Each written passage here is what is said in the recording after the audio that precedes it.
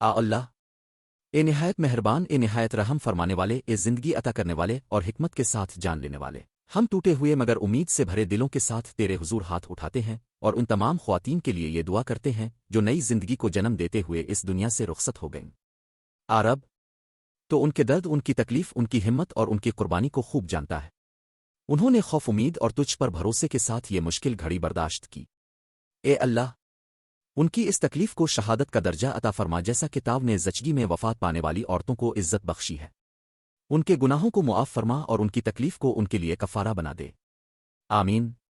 اللہ، ان کی قبروں کو نور سے بھر دے، انہیں جنت کے باغات میں سے ایک باغ بنا دے، ان کو سکون، راحت اور اطمینان عطا فرما اور دنیا کی تمام تکالیف کے بدلے انہیں دائمی راحت نصیب فرما۔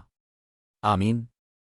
رب، ہر درد، ہر آنسو اور ہر صبر کے لمحے کے بدلے ان کے درجات بلند فرما، ان کی قربانی کو ضائع نہ فرما بلکہ اسے ان کے لیے دائمی خوشی کا ذریعہ بنا دے، ان کی روحوں کو برزخ میں اطمینان عطا فرما۔ آمین۔ اللہ، ان کے اہل خانہ، شوہروں، بچوں، والدین اور تمام پیاروں پر رحم فرما، ان کے غم کو صبر میں بدل دے، ان کے دلوں کو تسلی دے اور اس جدائی کو ان کے لیے تیرے قریب ہونے کا ذریعہ بنا دے۔ آمین۔